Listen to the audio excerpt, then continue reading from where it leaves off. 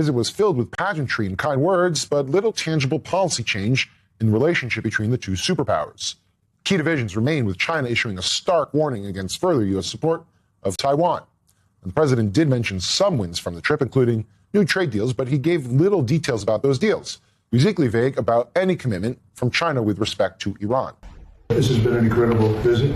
I think a lot of good has come of it. We've made some fantastic trade deals, great for both countries. He's a man I respect greatly. Become really a friend. We did discuss Iran. We feel very similar to Iran. We want that to end, and we don't want them to have a nuclear weapon. We want the straits open. We're closing it now. I mean, they closed it, and we closed it on top of them. But we want the straits open, and we want them to get it ended, because it's a crazy thing. They're moving crazy. Now, President Trump met with Xi Jinping for their final closed-doors discussion at the symbolic headquarters of China's ruling Communist Party.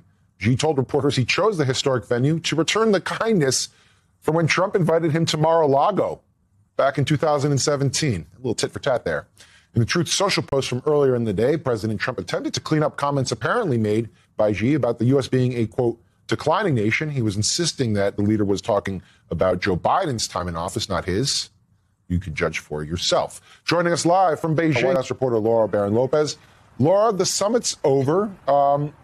It happened very fast. What wins, if any, did the U.S. get from the trip?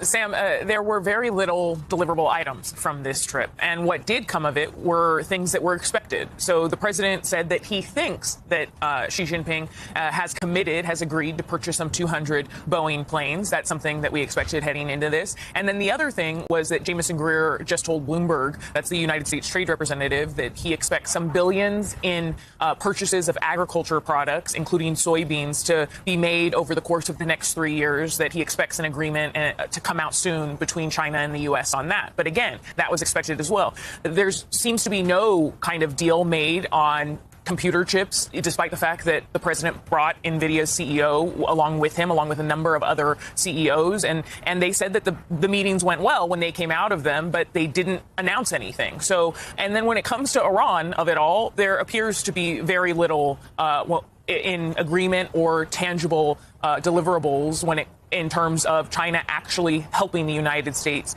ending that war and helping the United States reopen the Strait of Hormuz, Sam. Laura, there's this kind of underlying tension throughout all of this, where the president's calling Xi Jinping a friend, but at the same time, or I should also note that on Fox News, he talked about China holding U.S. farmland and Chinese students being allowed into American universities and how important it is for the country. And then at the same time, you have people in the administration who are posturing as China hawks. What does that say about sort of the current state of the U.S.-China relationship?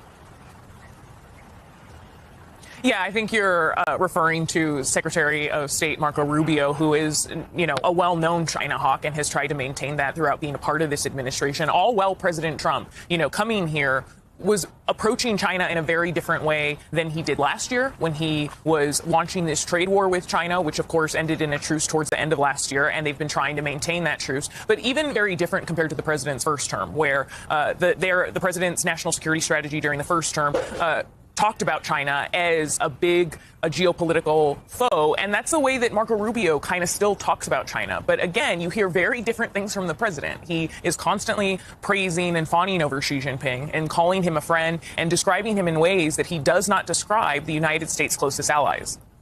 All right, Laura, stick with us for a little bit. The Iran war was on the top of mind throughout this week's summit in Beijing. President Trump relayed to Fox News yesterday what he and Xi Jinping discussed when it comes to the conflict, as well as the Strait of Hormuz and nuclear weapons. China's support of Iran. How big a discussion was that today? We discussed it. When you say support, they're not fighting a war with us or anything. No. He said he's not going to give military equipment. That's a big statement. He said that today. That's a big statement. He said that strongly. But at the same time, he said, they buy a lot of their oil there, and they'd like to keep doing that. He'd like to see Hormuz Strait opened. I said, well, we didn't stop it. They did it, and then we stopped them. Sort of interesting. He joked. He said, sort of if they stopped it, then you stop them. But they'd like to see it opened. But they actually closed it. He didn't like the fact that they're charging tolls. I don't know if they are or not. I don't know who would pay them. Where do they put the money? The country's decimated. They're charging tolls. Where's the money going? I don't think China wants Iran to have a nuclear weapon either. I said, they're stone cold crazy. You don't need them having a nuclear weapon either. What did he say? Well, he's not going to respond too much. He's a pretty cool guy. He's not going to say, "Oh, gee, that's a good point." I think he might. What's he going to do? Oh, I mean, what a wonderful point. You think he agreed? Yeah, I think that was the impression. I don't think he wants them to. No, he would like to see it end. But he's been good about it. Hasn't done anything hostile. Meanwhile, Secretary of State Marco Rubio gave more insight on the diplomatic talks during an interview with NBC News. The Chinese side said they are not in favor of militarizing the Straits of Hormuz, and they're not in favor of a tolling system. And that's our position. We will never support an Iranian tolling system in the Straits of Hormuz, nor do we think they have a right to put mines in international waters. And so it's good that we have alliance, or at least agreement on that point. I think the fundamental question is, what are we going to do about it? We have a resolution now before the United Nations in which 100 and something countries have co-signed. The Bahrainis are the sponsor, but we're strongly behind it and been pushing very hard on it.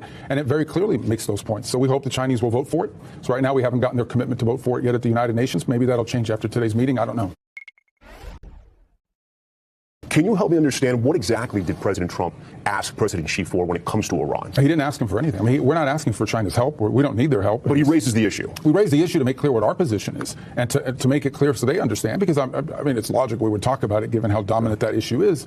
Our position is very clear. Iran cannot have a nuclear weapon. And that's what they were, they were on the verge of building a conventional capability where they had so many rockets, so many drones that you couldn't do anything against them. They would hide behind that conventional shield to do whatever they wanted with their nuclear program in the future. That's why the president chose to act. I want to bring back in Laura. So some of this is a little bit, doesn't have to smell this. Why wouldn't we ask China for help with Iran, considering the ties between those two countries? Is it your understanding that it just didn't come up? And when you're talking to people in the administration, what do they say for why it didn't come up?